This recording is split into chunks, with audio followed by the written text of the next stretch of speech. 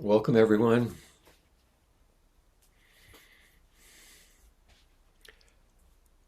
Make sure I look at all of the screens here.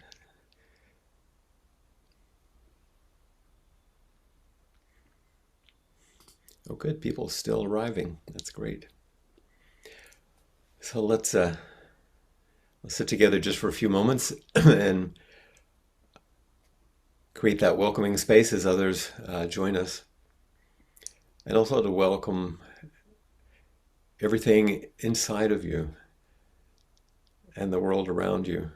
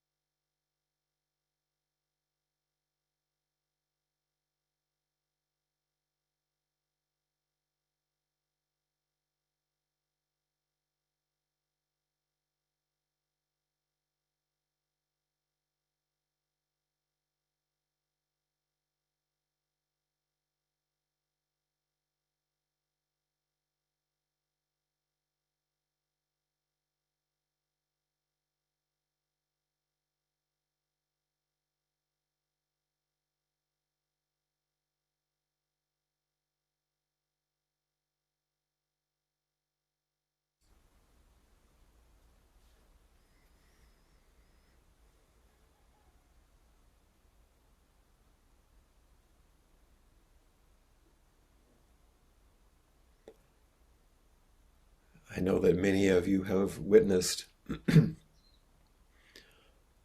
someone making an offering, maybe in a temple, in a Buddha hall or Zendo, maybe at a graveside or some other place that's thought of as special, sacred, or holy. Your being here, whether you have your camera on or not, just your presence, is making such an offering. This is you stepping forward with dignity, but this stepping forward at the moment is in stillness and upright silence and steady dignity. we call it zazen. This is why we're not just hanging out. If you were making an offering, you wouldn't be drinking or eating or taking care of other business. This is just our time to sit, offer ourselves completely, and to express our innate wakefulness.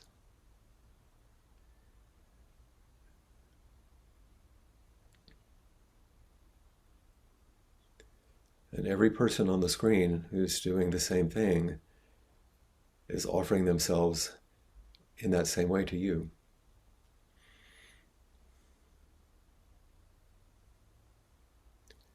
It's a rare opportunity.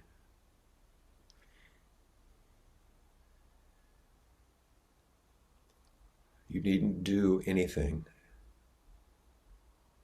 In fact, to stop doing what you're doing and to stop becoming what you become while you do it allows this natural state to flow on its own so that it can be celebrated and shared by our sitting engagement with Zazen.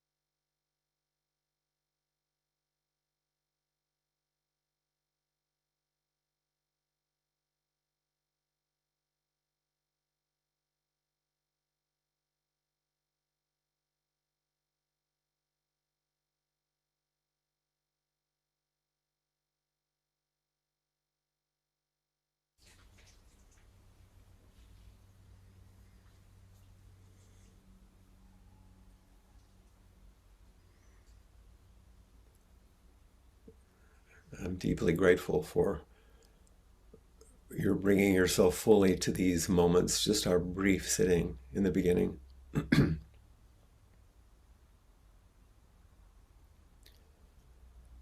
This isn't waiting for my talking or our meeting. This is the essential practice. for which my talking and our meeting is support.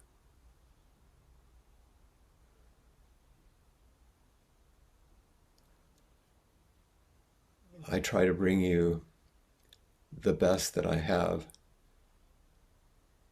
and I appreciate your meeting me in the same way.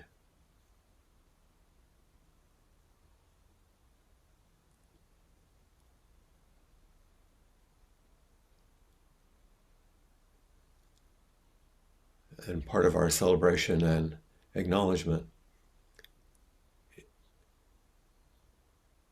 is to know when the bell rings in the beginning, we're not just on Zoom, we're in the Zendo together in the Buddha Hall. And in just a moment, when it rings again, we'll use our voices together to intone the verse of the robe, which expresses this meeting, this embodied practice.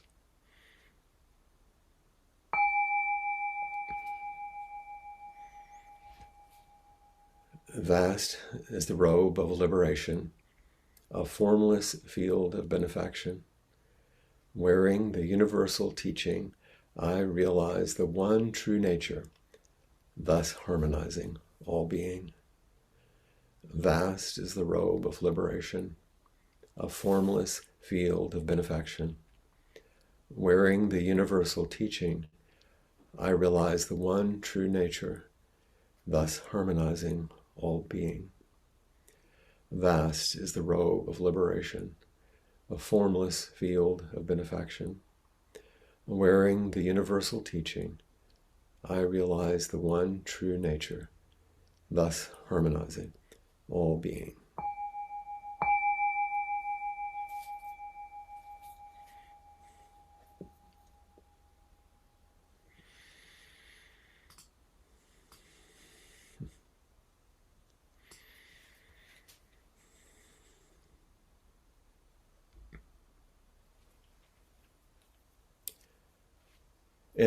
At Appamada in Austin, we have, because it's in a home, many of you know, we have one room that you see if you engage Zazen there online, or if you're a local, you've been there.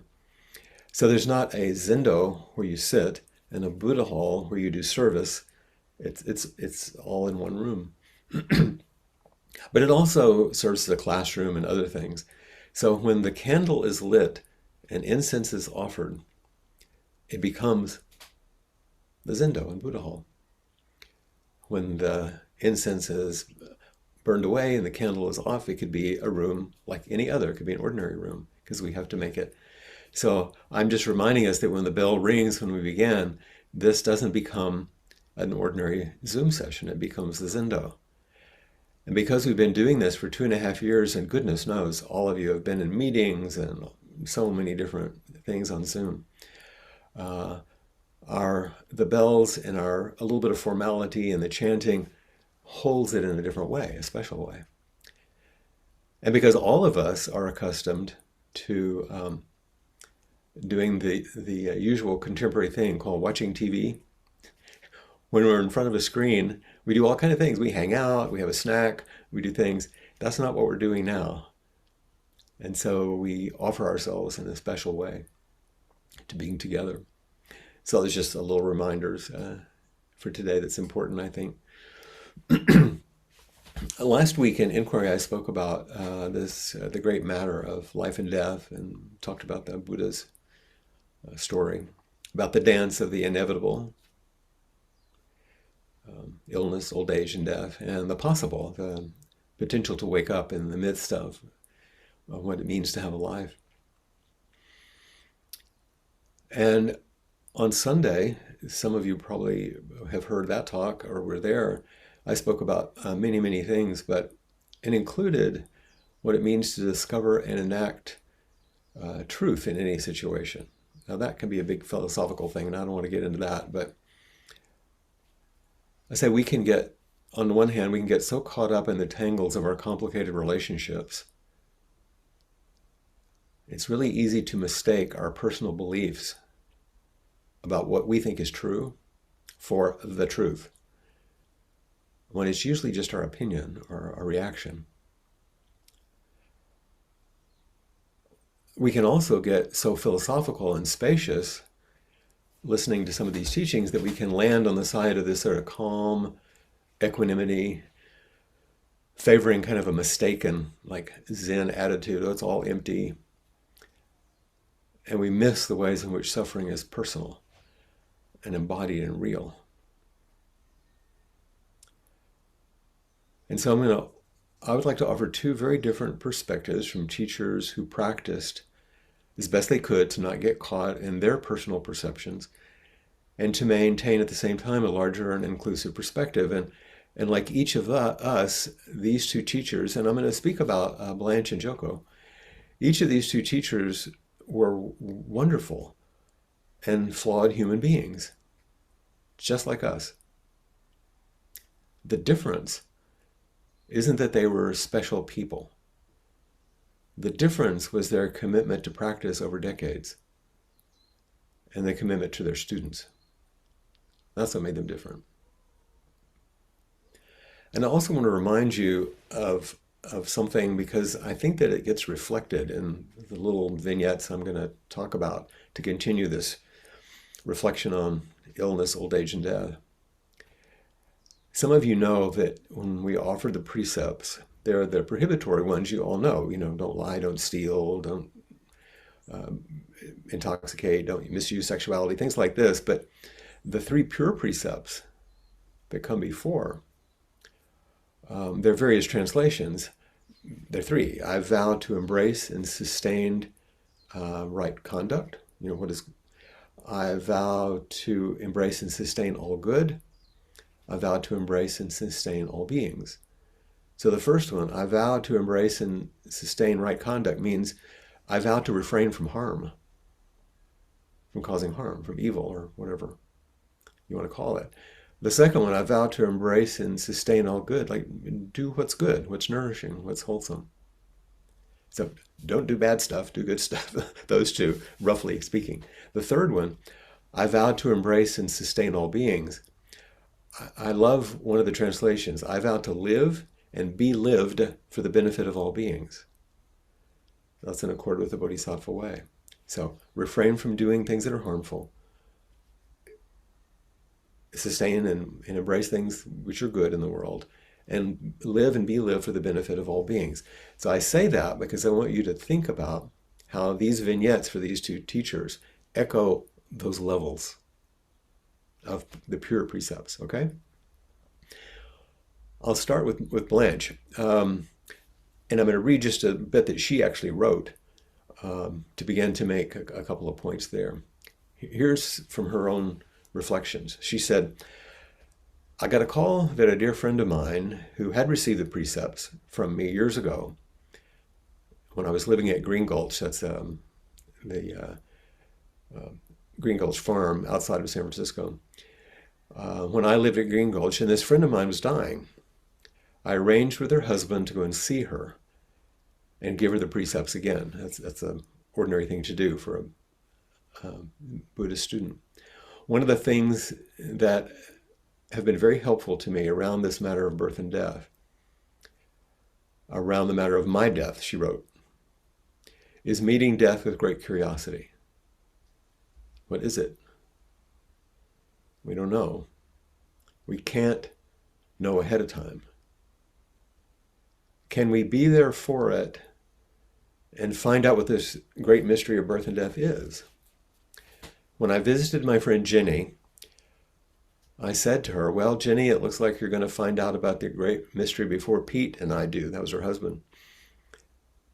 And she was on her hospital bed in her room, but she jumped up and threw her arms around me and said, Blanche, it's all about love and joy. It's all about love and joy. This was less than a week before she died. So Blanche wrote, I thank you, Jenny, for that teaching. It's all about love and joy. Can we allow that this is a possibility? Remember the dance between the inevitable and the possible?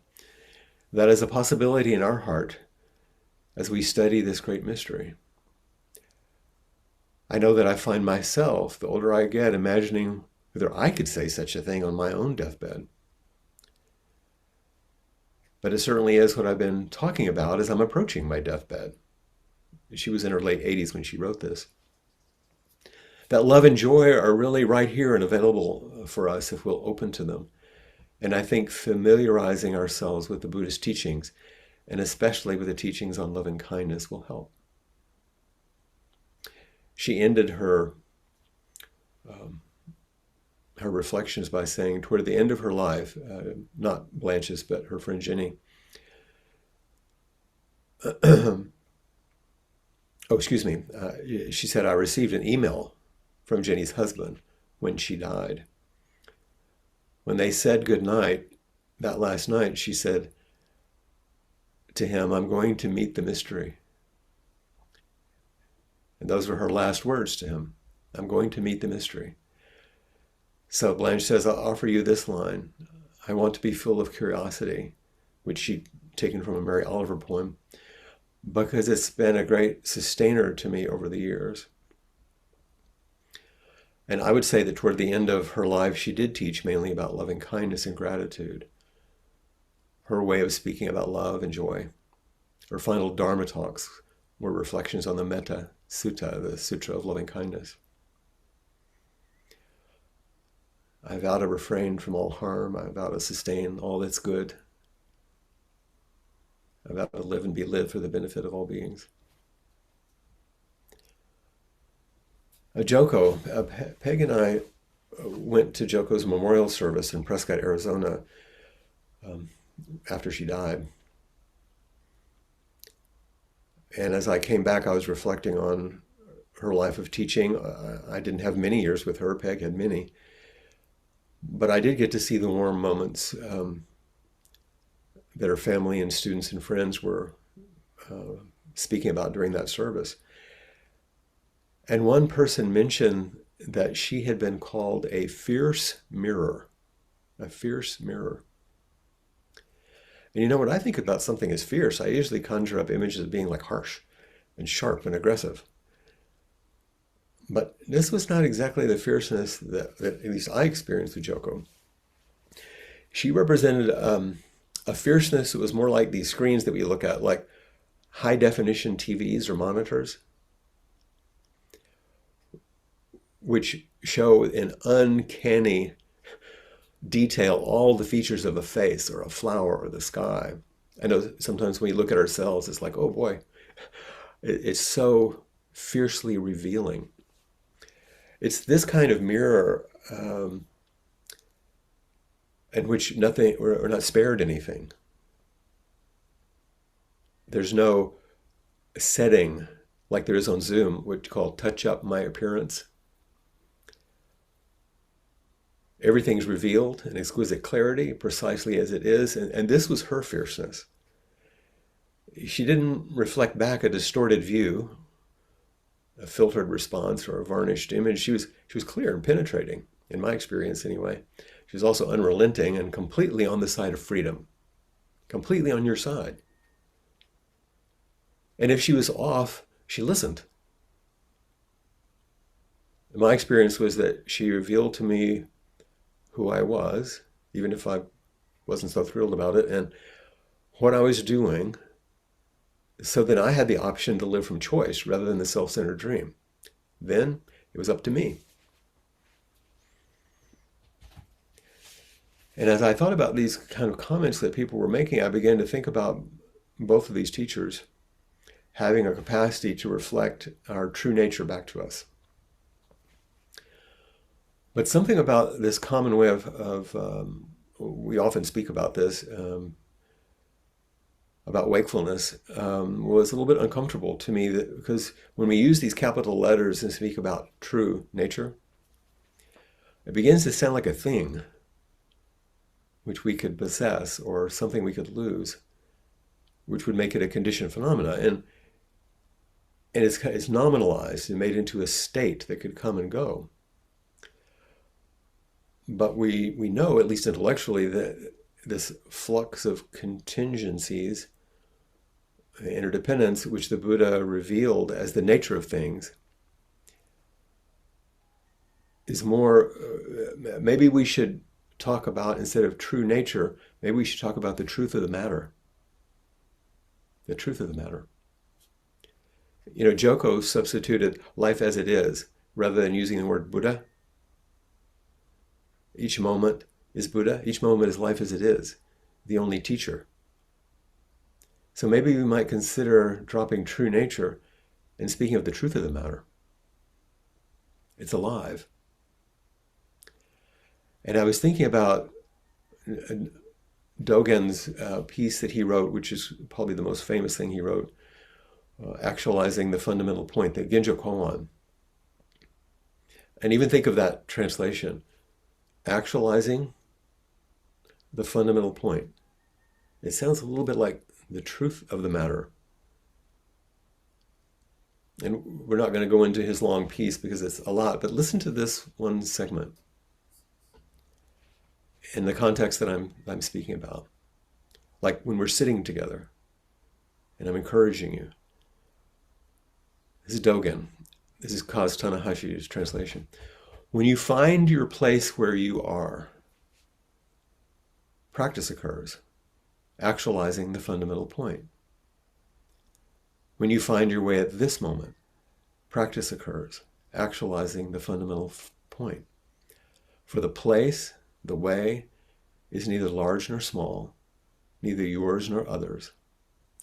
The place, the way, is not carried over from the past, and is not merely arising now. Here is the place. Here the way unfolds. Do not be surprised that what you realize does not become your knowledge and is not grasped by your consciousness. Although actualized immediately, the inconceivable may not be apparent. Its appearance is beyond your knowledge. So it's very, poetic language, and it's kind of elegant and rich and complex. But he's saying the fundamental point is that everything is right here. And as we sit, we express it and celebrate it, offer it back. Not reaching to the past, thinking we'll get it from a teacher, not waiting in the future that it's going to arise some other time. This is it, folks. And as Joko approached the end of her life, the fundamental,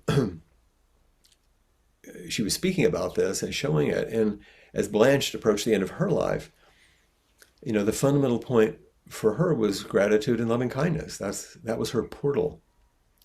She spoke about this often and suggested that her own life and her practice had led her finally, she said it pretty explicitly, to this fundamental point. That deep gratitude was an expression of wakefulness. And if one understands the truth of the matter, she said they'd be flooded with gratitude. And this fullness naturally overflows as kindness to everyone and everything, including yourself. So when there's only the simplicity of awareness, as we said, rather than the drama of the self-centered dream, which we're so enchanted by, when there's this simplicity of awareness only, the mystery is a welcome space for peace. Fear is replaced with curiosity, as Blanche said, and because of the confidence and faith that grows through practice, a kind of trust in the truth of the matter. On the last night of her life, as her caretaker was about to leave the room, Blanche suggested that she said, let's check our intentions. This was the night before she died. What could she have been asking? What is it that you're going to check? And Vicki Austin, who helped Peg and I with my Dharma transmission ceremonies, this is the way she described that night, because she was the caretaker who was with her that final night. Vicki said, on Sunday, May 8th, we had planned a 90th birthday celebration at Blanche's favorite Japanese restaurant. But that morning she felt too tired to go. Instead, she went to Kaiser Permanente San Francisco Medical Center, where tests showed that her organs were failing. So the next night, the final night, Blanche said to me, tonight, before we go to bed, let's check our intentions. When I said that I would use the goodnight verse Suzuki Roshi gave us, Blanche responded, "That's a good one." And so I recited it to her. "This evening as I sleep, I vow with all beings to still all things and clear the mind of confusion. This evening as I fall asleep, I vow with all beings to still all things and clear the mind of confusion." And Vicky says she began to follow her breath as she would in Sesshin, in an intensive. As in the rest of her life, when it was necessary to respond to a question, she did. But then she immediately returned to meditative concentration and following her breath until the end. So I believe that when she said, let's check our intention, she was checking to make sure she was in alignment with her deepest intention, to not stray from the truth of the matter, which to her was love and joy, gratitude and kindness, as she prepared to leave her body. She wasn't seeking, some solid ground, but an alignment with the mystery.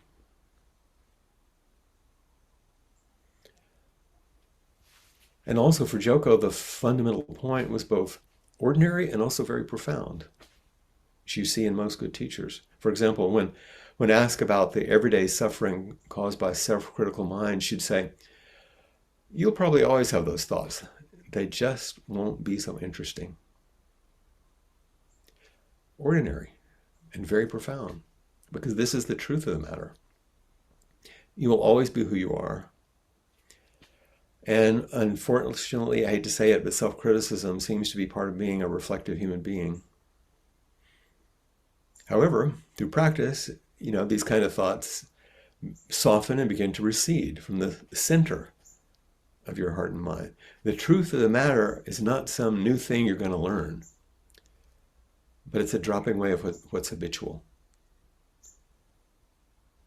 There's no true nature out there to discover. Just the nature of everything in which we can rest. This unrelenting, ever-changing flux of contingency and basic awareness itself. And like Vicky, Joko had a caretaker and came to her in the memorial service. He said it was his last practice discussion or his last Daisan or Dokusan, when he came to her for the last time, like Vicky came to Blanche. And she was lying in bed, and he said he approached the bed, and immediately she said, what could I do for you? She said that to him. What else could she do? That had been her whole orientation as a teacher, offering herself completely to her students right to the end. And he was surprised because then she said something like, "I have nothing to say. I don't know what I'm doing." But this wasn't a not knowing that was embedded in confusion, or ignorance. I wasn't there and I wasn't her, but I would imagine a profound, almost unspeakable humility in the face of the great mystery of death. And he asked her if she was at peace. And she said, "I never think about such things." This was the truth of the matter. Self-evaluation, whether she was happy, didn't have any meaning. Connecting with immediacy and intimacy with her student was enough. And she said to him, "You'll change, but don't try to change." You will change, but don't try to change. In other words, have faith in practice. not your personal agenda for self-improvement.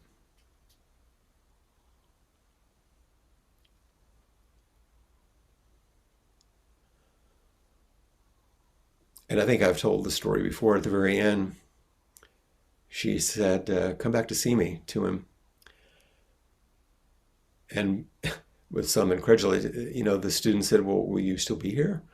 And she said, no, come back anyway. And this is the truth of the matter. Always return.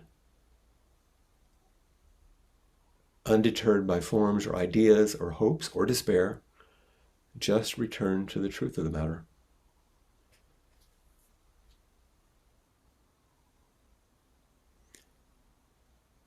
So what's the truth of the matter for you? What's most important? What's the deepest question? Because we reflect on teachers and reflect on people who are around us who are dying or who have just died, as Aaron's mother has, and it's close. Some other students who have lost people recently, just speaking to several people this week. And we can tell the stories and we have our ideas about it, but how does it fit in your practice?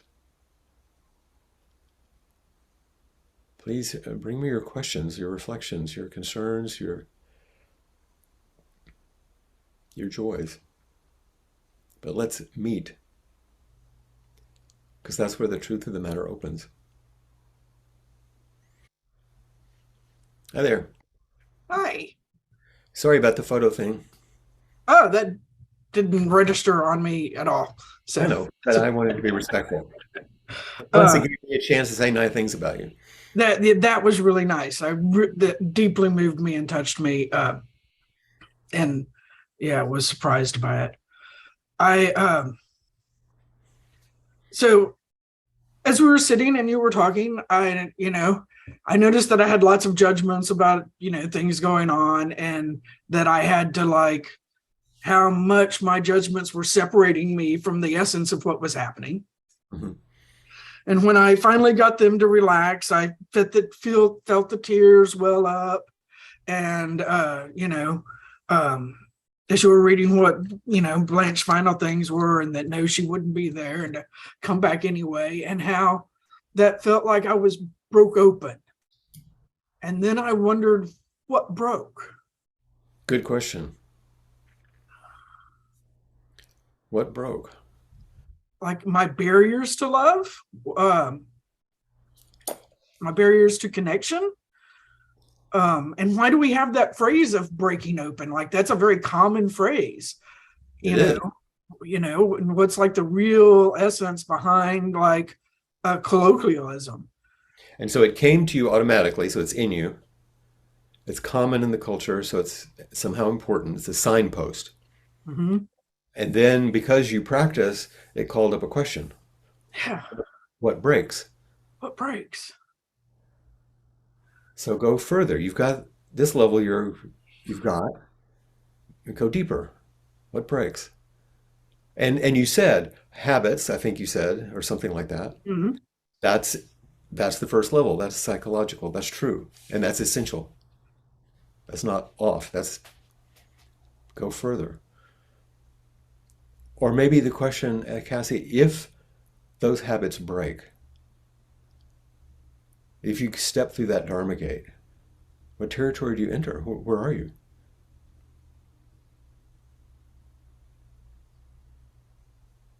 It's it's really tender. Um, That's the feeling of stepping in. There's a tenderness. What happens when you see something that is so captivating and you look through the lens, you look through the viewer, you take a shot, but then you just put the camera down, but you keep looking. What happens? I guess I want to say it's a blending. It's not a separation. I Okay. don't feel like there's a me that's watching. Right. So that's the next step. Old patterns have fallen away. Something's broken. And part of what's broken is your habitual commitment and connection to the self-centered perspective. Yeah, the idea of separation in the first place. Yeah. Separation starts to, it falls away on its own, though. You're not doing it, are you? Yeah. Okay, it starts to fall away. And as that separation falls away, you feel the tenderness. Why tender? What's so tender about that?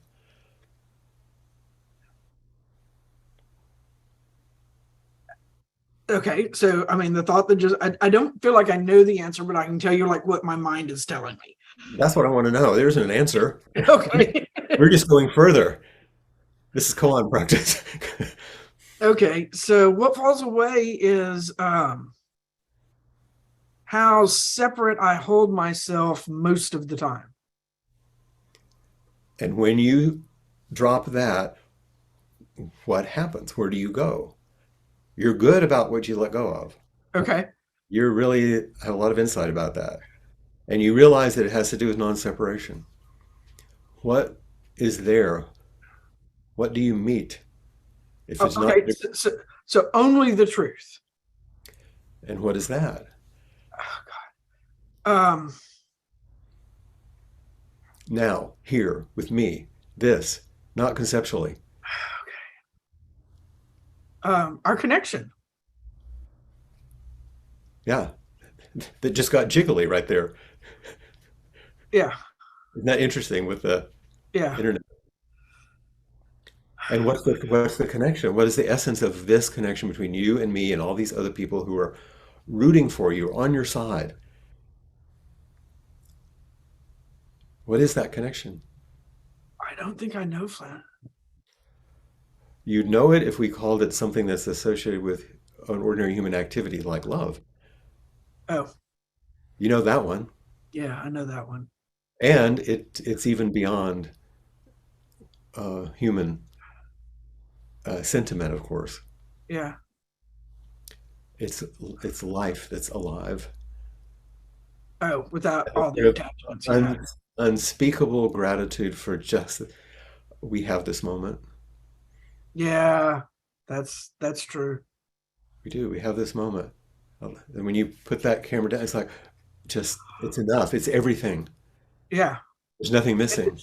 it's what, what we feel when we decide to eliminate everything else and just look through that, just There's, have that frame. yes. There's the relative and the absolute. Mhm. And so naturally you have to bow Yeah, you do. or fall down on your Right. knee. Right. And that's the real essence of those things, which have baggage for us. But when the baggage is gone, it's you understand it. Yeah. Yeah. And another thing is over decades of practice, you end up having the willingness to do what you just did with me in front of a bunch of people. Yeah. That's uncommon. Thanks. I Hmm. I'm greedy for it. Good. That's what all of the talks I've been doing are about. Find that yearning, that longing, that appetite. Don't be just kind of made quiet or peaceful by the practice, and don't be entertained by a talk or something, Yeah. because Engage. your life depends on it. Yeah, And it's you're the getting difference old between enough, life and not living. and you're getting old enough and had enough experience to know that. Yeah. Yeah. Yeah. Thanks.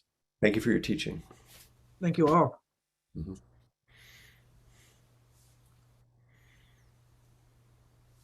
We have Jill next.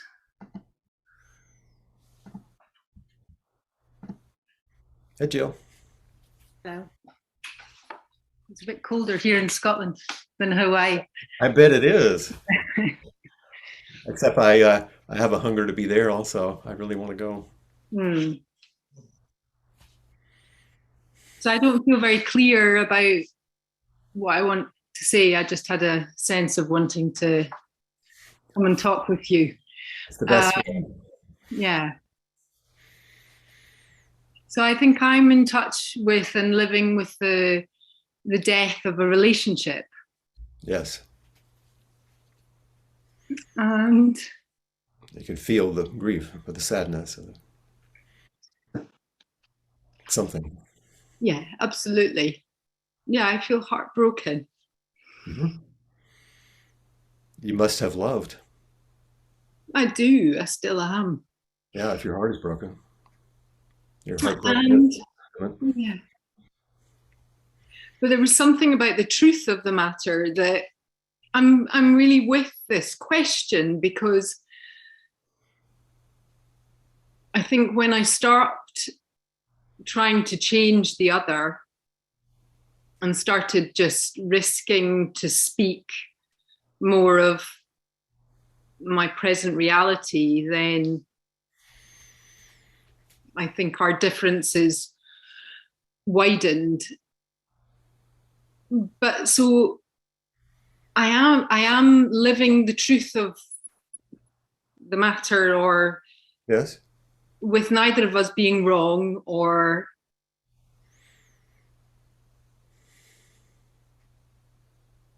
yeah, I just think there was something of that that really supports me to stay, even though people are upset and it's hard and life has to change. There was just something of that that Mhm. feels very supportive. Well, it's such a strange paradox, isn't it? As you come more fully into the truth of the matter for yourself, Yeah, come into more alignment with whatever that is for you, yeah, and you communicate that you actually are increasing and deepening the intimacy of the relationship. yes, And as you deepen and penetrate that intimacy more and more, the result may be a change in form. yeah, We call it separation, yeah. but actually, that's only on the surface. The essence of the relationship goes deeper into the Yeah, truth well, of the because matter. what I'm finding is a deeper well into myself, which is actually then a deeper possibility of living in a way and giving in a way that I feel best serves. Rather And you don't know than, if that deeper well is going to be an invitation Mhm. or a gap. Yeah, It's actually a deeper, that's the strange thing. It's actually more intimacy, not less. It's more of an invitation to go deeper. You express to a partner, this is where I am, this is my truth. yeah, And sometimes you can be met there in a way the meeting looks like getting closer, or the meeting looks like they realize the truth of the matter and they step back further, or you do too. That's not a failure, that's the truth of the matter. yeah. I That's a know. deeper intimacy. But then, as human beings, because we're attaching human beings, we have to live with the consequences of, Yeah, but this is separating form and essence. The separating. essence of the relationship went deeper. The Yeah, form changed to look like more distance, but that's just the form. yeah. You were more loving and more truth of the matter with the person. That's really true. And I think on my good days, I can really remember that. So thank you. Right. The perspective is larger on the good days, and that human one that I mentioned is anguish on the bad days. Yeah, And that's where practice meets. yeah. Can we hold all of that? And thank you for bringing this. This is so important. Many, many people are hearing this, I know, as important. Thanks, Jill. Thank And my heart goes to you in your uh, troubling time. Yeah. Hopefully, we'll get to come to Scotland maybe next year or the year after. We'll have to come you. see. Bring the relief. Yeah. So,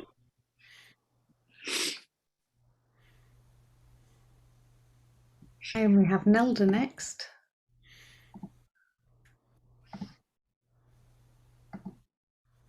Hi, Flint. hello. Good to see you.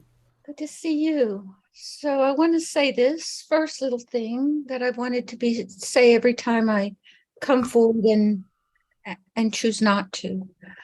I get so built up with anxiety about coming forward because I'm such a young, not chronologically, obviously, practitioner that I know I don't have the right words.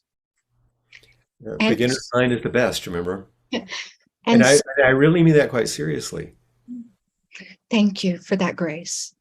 Um, so even without the right words, I wanted to share and have you share with me over something that is and has been for a little while now, a few months, the truth of the matter. And it's so funny where we find our Zen inspiration. I found it in a song, one line of a song, and it says, "Let there be no darkness in your heart." And that just struck me like a bolt of lightning. And as I didn't even have to sit with that. It's like so much was revealed in just seeing those lines, both sides of the coin, on many facets of the prism. Because where it struck me the deepest is that I don't want to live with darkness in my heart. I hold the vows that I took through the precepts very dear and very true to my true nature. And that's the place from which I want to live. And so I'm constantly practicing and falling down and getting up and practicing, practicing living consistent with that. But at the same time, there's another facet, and that is that to the extent possible, I don't want others to live with darkness in their heart as a result of my unskillfulness. And the particular situation that really brings where the light shines on it is my estrangement from my dad. My dad's 93, so who knows how many more days or weeks or months or years. And it's been very challenging over the decades to hold him as he is, with no darkness in my heart. And at one point, I just decided that I was not skilled enough and it was intolerable, and that I was just going to close that door and say, I've come forward as much and as best as I can. But something in our practice and in my core self called me, and in this line shouted at me, that challenging or otherwise, positive or otherwise, he has been one of the most significant people in my life. And that there's a great likelihood over these years of bumping up against each other. Certainly he's left darkness in my heart because that's how I processed it and have worked through it. But there's a great possibility I've left darkness in his. And I don't want him to leave this earth with that darkness. That's why we have to forgive each other over and over and over and over and over and over. So that's the truth of the matter for me at this time. Yes. And so what you're enacting right now, Nilda, isn't abiding in what you were calling the darkness in your heart, nor is it exiling that and saying, that's bad, I want to get out of that. What you're doing is you're being intimate with the darkness, which is inevitably there for all of us.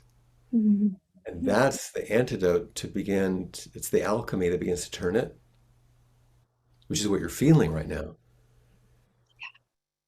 The truth of the matter is there's been darkness. The truth of the matter is you don't want to leave that. The truth of the matter involves forgiveness without turning away from reality. Yes. And how that's part of the mystery. You can't quite nail it down, but it's a territory that you have to live in. And the truth of the matter is, regardless of how things have gone, I love my father. Right. And love can hold all that other stuff. The love that isn't just sentimentality or romanticism. Right. It's the larger container of the truth of the matter, which can hold each matter. And all of us with each other. All right. And what you just said was basically the pure precepts. I know how to refrain from those things that are harmful. I'm going to do all that is good. And I want to live and be lived for the benefit of all beings, including my father. You just described the reality of your life, how the pure precepts are manifesting. So just take that and go deeper with it. You're on the right track. I will. Thank you.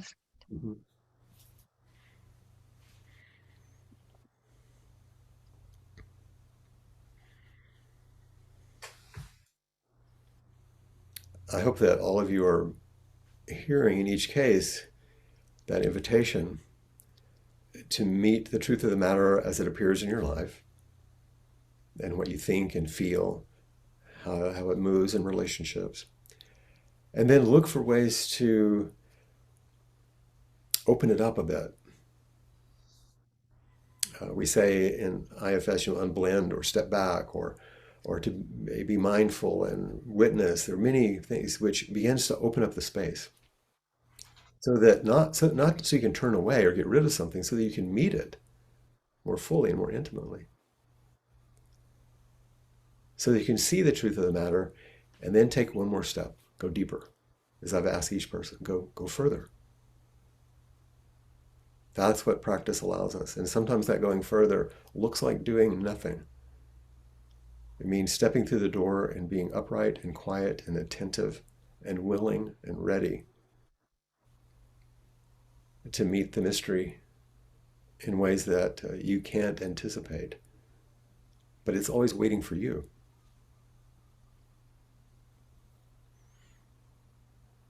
So that's why my invitation is to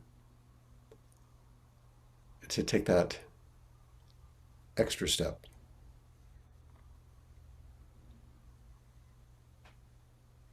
So thank you each for your beautiful questions and inquiry.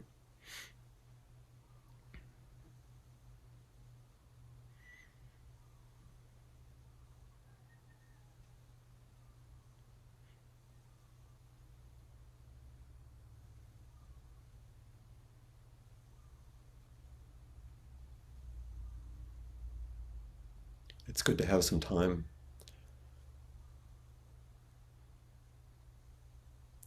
to sit with each of these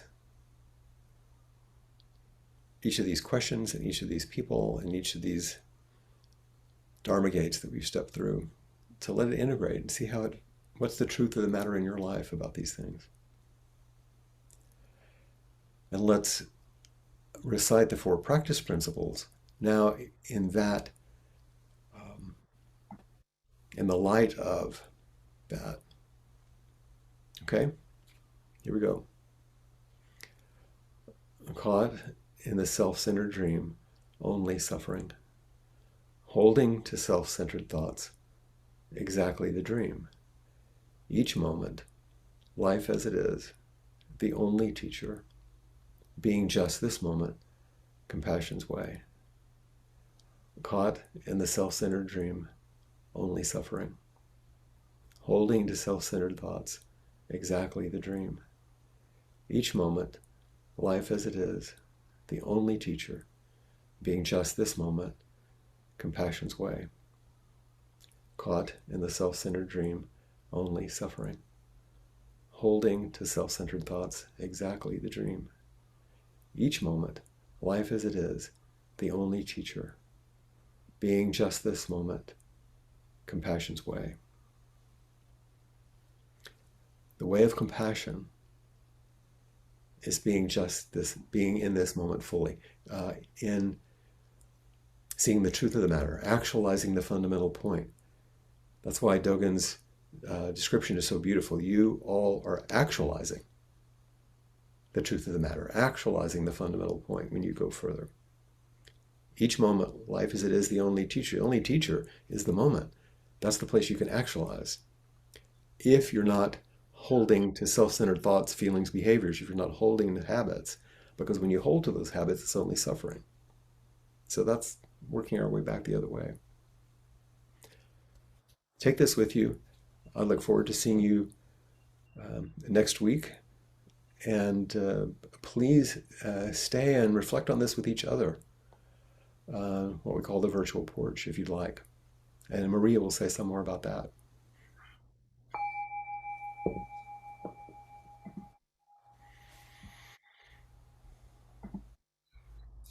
Thank you so much, Flint. Thank you. And thank you all so much for being here today. And if you'd like to offer dana to Appamada and all its programs and facilities that are solely supported by all of your generosity, then please do go to the website at appamada.org /contribute, and there you'll see lots of opportunities to offer Dana to teachers such as Flint. And we also have Joel here tonight, so Joel as well, and there's Peg, and we have Laurie and Todd as well, such wonderful teachers. So thank you all so much for being here. And if you would like to continue to meet and share, then please do stay right where you are. Just pop yourself into gallery view so that you can see everybody, and we'll continue for a further 30 minutes. Thank you all so much. Thank you.